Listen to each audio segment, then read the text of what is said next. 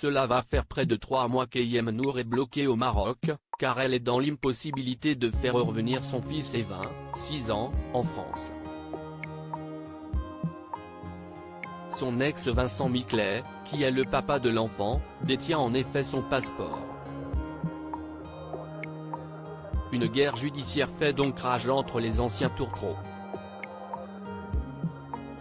Si elle était assez discrète concernant cette affaire ces derniers temps, elle a souhaité prendre la parole au cours d'un live Instagram, le 25 janvier 2023 afin de donner de ses nouvelles. La vidéo s'ouvre sur des remerciements pour les personnes qui la soutiennent depuis le début. Elle a assuré que malgré tout, Evin allait bien et que sa priorité, c'était d'être avec lui. Elle aurait tenté de trouver un terrain d'entente avec Vincent Miclet, sans succès. Je ne vous cache pas que le moral n'est pas au beau fixe. J'essaie tant bien que mal de me battre, a-t-elle avoué. Ayem Nour a ensuite expliqué qu'elle avait pris une professeure à domicile pour que son fils continue sa scolarité le plus normalement possible.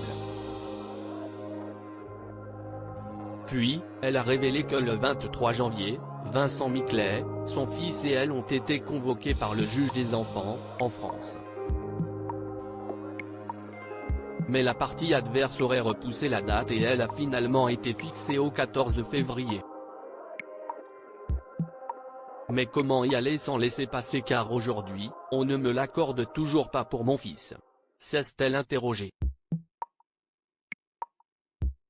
Autre souci le 13 février, cela fera déjà 3 mois qu'elle est au Maroc pour rester auprès d'Ayvin.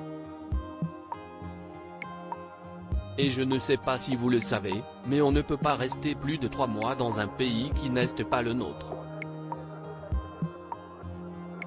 Donc le 14 février, je serai en situation irrégulière ici.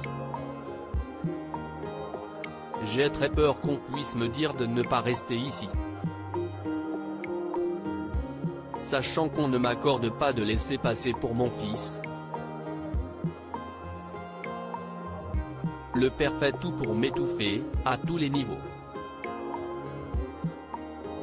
Financièrement ou autre. Il ne subvient même pas aux besoins de son enfant, a-t-elle poursuivi, très émue. Ayem Nour espère que d'ici là, elle pourra trouver une solution pour pouvoir aller en France avec son fils pour la convocation.